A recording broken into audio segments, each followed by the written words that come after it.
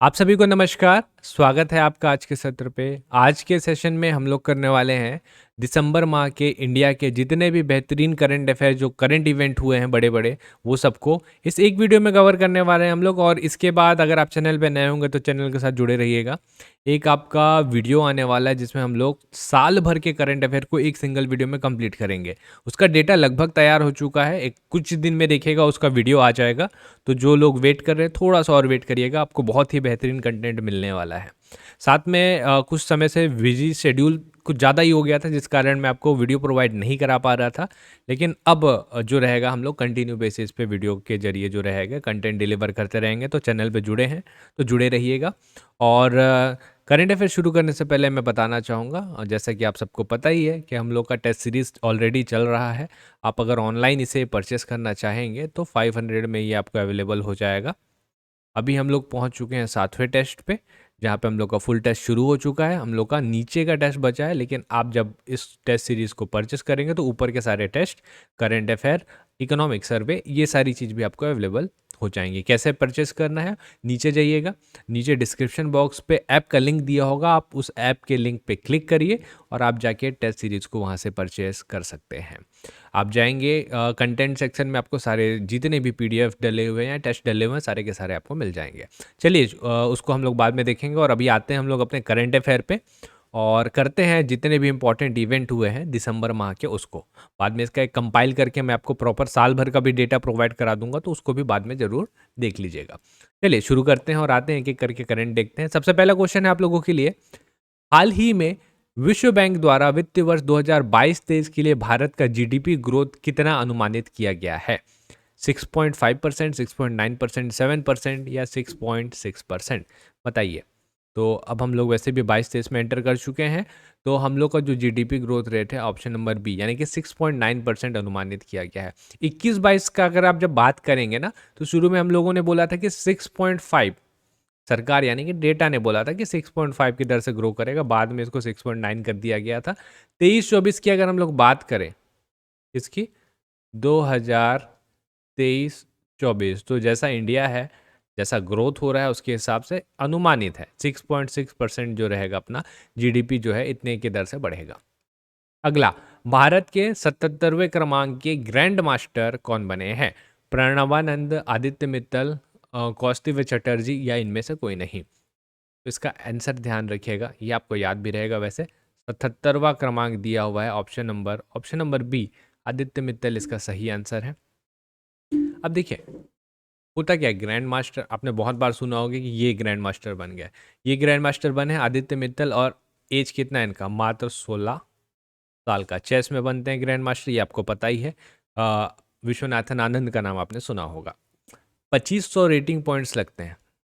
2500 से अगर आपका ज़्यादा रेटिंग पॉइंट्स हो जाता है तो आप ग्रैंड मास्टर कहलाते हैं। जैसे विश्वनाथन आनंद है या वेस्लिन टोपोलोव है, मार्क काल, इस टाइप के और कुछ कुछ प्लेयर हैं। मैगर कार्ल मार्क्स नहीं, कार्ल मार्क्स तो इकोनॉमिक्स हो गए आपके।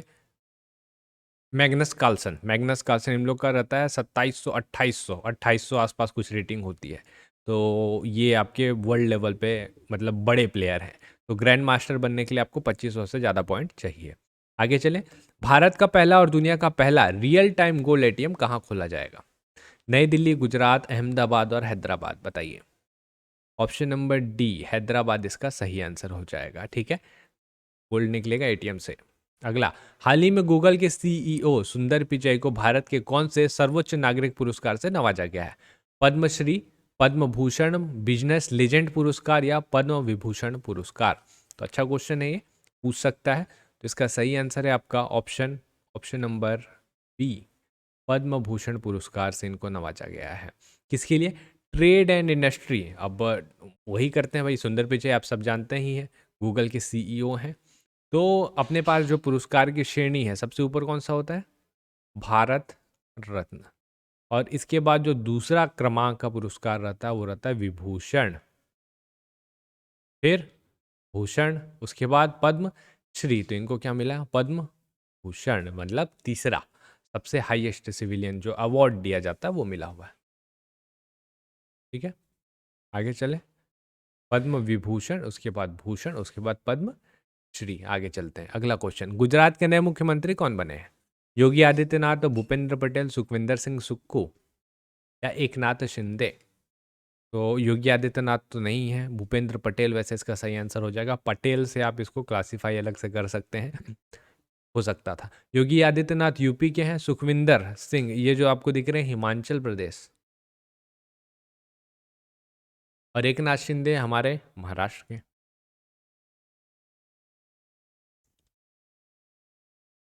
आरबीआई द्वारा डिजिटल रुपया के पायलट प्रोजेक्ट की शुरुआत कब से की गई? 1 दिसंबर, 5 दिसंबर, 4 दिसंबर या 8 दिसंबर? सही आंसर है इसका ऑप्शन नंबर ए, 1 दिसंबर। अगला, नासा द्वारा पृथ्वी के पानी का संरक्षण करने के लिए कौन से अंतर्राष्ट्रीय मिशन लॉन्च किया गया है? ऑप्शन देखते हैं, परिवर्तन, विकस, स्वोट या प्रारंभ। तो इसका सही आंसर है ऑप्शन नंबर सी के साथ चलिए, स्वोट। इसका फुल फॉर्म भी है वैसे, SWOT, इसको ऐसे करके लिखते हैं। अब देखिए, surface water and ocean topography, surface water and ocean topography, ये भी 15-16 दिसंबर आसपास का न्यूज़ है, तो ये उस टाइम पे चर्चा पे था। अगला, मिसेस वर्ल्ड 2022 कौन चुनी गई है? शाइलिन फोर्ड, सरगम कौशल, मानसी चिल्लर या अदिति गोवित्रिकर? बताइए सही आंसर इसका क्या हो जाएगा। मिसेस वर्ल्ड बोला गया है, ध्यान रखिएगा। चलिए सही आंसर देखते हैं इसका, सरगम कौशल इसका सही आंसर हो जाएगा। मानसी चिल्लर को तो जानते ही हैं आप। अगला, फीफा वर्ल्ड कप 2022 की विजेता टीम कौन है? अर्जेंटीना, फ्रांस, इंग्लैंड या ब्राजील? सबने देखा हुआ है, अर्जेंटीना। अर्जेंटीना सही आंसर हो जाएगा इसका। और अर्जेंटीना कितनी बार जीता है पूछेगा, दूसरी बार है ये। फ्रांस जो है इसमें उप विजेता है, ठीक है, फ्रांस इसमें उप विजेता है। एक और क्वेश्चन बन सकता है, कौन से क्रमांक का था फीफा वर्ल्ड कप? ये था 2022 चल रहा है ना, 22वें क्रमांक का कर दीजिएगा इसको, तो 22 आप ऐसे करके याद रखिएगा। अगला, फीफा वर्ल्ड कप 2022 में गोल्डन बॉल का अवार्ड किसने दिया है, किसे दिया गया है?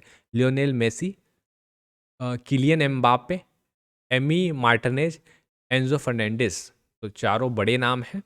आपका सबसे पहले आते हैं हम लोग, गोल्डन बॉल मिलना चाहिए लियोनेल मेसी को। एम्बापे, एम्बापे ये है अपने फ्रांस के प्लेयर, राइजिंग स्टार आप बोल सकते हैं। किलियन एम्बापे, इनको मिला हुआ है आपका गोल्डन बूट, बूट हो गया। एमी मार्टिनेज जो आपको दिख रहे हैं, इनको गोल्डन ग्लव्स मिला हुआ है। और एंजो फर्नांडिस, इनको मिला young player award, young player award. अगला, भारत में 25 दिसंबर को सुशासन दिवस प्रतिवर्ष किस पूर्व प्रधानमंत्री जी के जयंती के रूप में मनाया जाता है? पंडित जवाहरलाल नेहरू, गुलजारी लाल नंदा, लाल बहादुर शास्त्री, अटल बिहारी वाजपेयी? सही आंसर, सही आंसर आपका option number D, Atal Bihari Vajpayee हो जाएगा। पिछला जो हमने वीडियो किया था उसमें यहाँ पे मैं अटक रहा था, तो इसका सही आंसर ये है, अटल बिहारी वाजपेयी जी। चलिए अगला चलते हैं, women FIH hockey nation cup 2022 किस देश ने जीता है? बांग्लादेश, भारत, स्पेन या जापान? सही आंसर, सही आंसर इसका ऑप्शन नंबर बी, इंडिया हो जाएगा। सेकंड जो है स्पेन और थर्ड जो है आपका जापान। वैसे ये हुआ कहाँ था? तो ये हुआ था आपका स्पेन में। डेट आपसे पूछेगा नहीं, लेकिन क्लैरिफाई करने के लिए हम लोग देख लेते हैं, 11 से 17 दिसंबर का। ये दिसंबर का है सारा करंट अफेयर, जनवरी वाला आपको पढ़ने की नीड नहीं पड़ेगी, जनवरी वाला आप चाहें तो स्किप कर सकते हैं।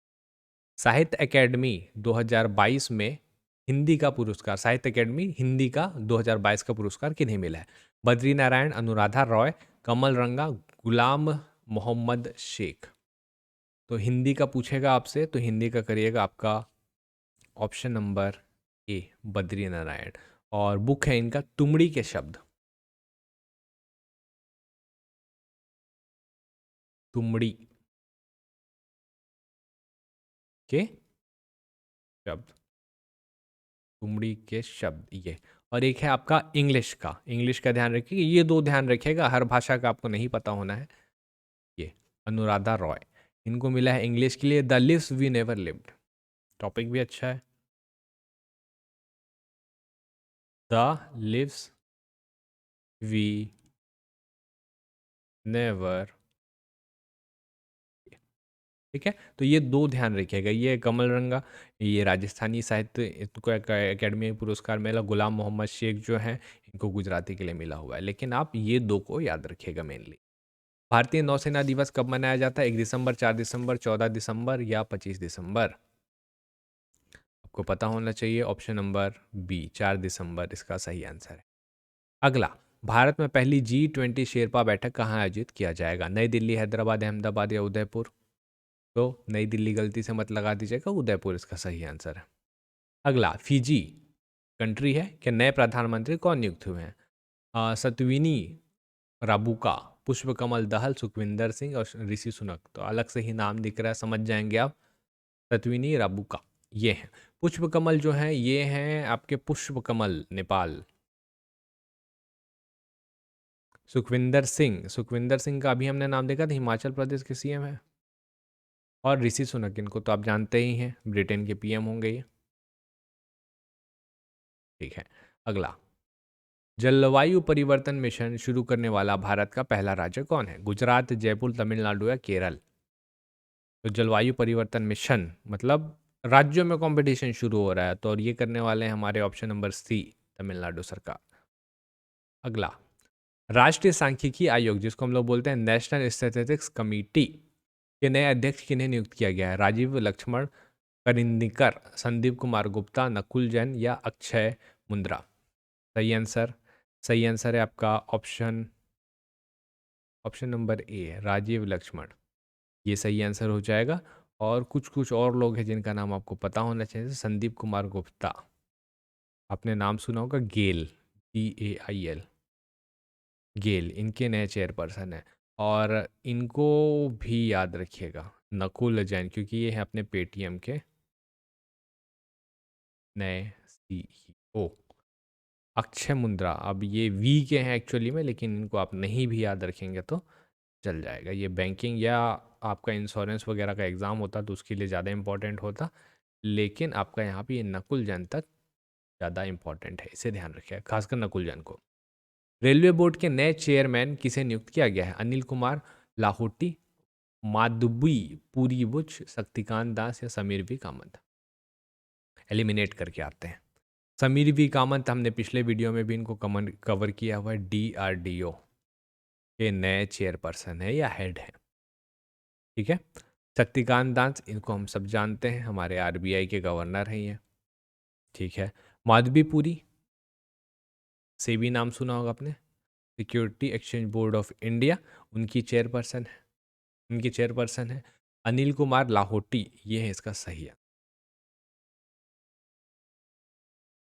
और लास्ट क्वेश्चन है आप लोगों के लिए, हॉकी विश्व कप 2023 कहाँ आयोजित किया जाएगा?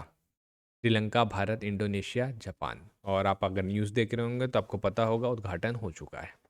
जी हाँ, हमारे पड़ोसी शहर में उद्घाटन हो चुका है। कहाँ पे? भारत में, भारत के उड़ीसा, भुवनेश्वर। मैंने पहले की वीडियो में भी आपको बताया है कि उड़ीसा सरकार ने बहुत ही वृहद स्तर पे हॉकी को प्रमोट किया है। तो इसका कटक में आयोजन किया गया था, कटक के टाइम पे हुआ था इसका आयोजन, और इसके जो सारे मैचेस है वो भुवनेश्वर में खेले जाएंगे। तो उड़ीसा इसका सही आंसर है। शुरू भी हो चुका है, पहला मैच भी हो चुका है, तो बने रहिएगा इसके लिए। इसका जो विनर रहेगा इससे क्वेश्चन पूछ सकता है। जनवरी का कुछ का जो रहेगा ना, देखिएगा जैसे 10-15 जनवरी तक के जो करंट अफेयर है ये आपके लिए इंपॉर्टेंट रहेंगे। तो ये सारा डेटा यहाँ पे कंप्लीट होता है। अब आप मेरे को नीचे कमेंट करके बताइए बीच में आपके कितने सही हो रहे हैं। और नीचे मुझे ये भी बताइएगा कि आप अगला किस टॉपिक पे वीडियो देखना पसंद करेंगे, क्योंकि अब हम लोग कंटिन्यू डेली वीडियो पे वर्क कर सकते हैं। मैं मतलब कुछ बहुत ही इंपॉर्टेंट है जिस कारण मैं कंटिन्यू वीडियो नहीं कर पा रहा था। जो लोग जुड़े हुए हैं उन्हें पता होगा। तो हम लोग मिलेंगे अगले वीडियो पे, और कमेंट करके ज़रूर बताइएगा कि आप किस टॉपिक पे वीडियो देखना पसंद करेंगे। चलिए फिर मिलते हैं हम लोग अगले वीडियो पे, तब तक के लिए आप सभी का बहुत बहुत धन्यवाद।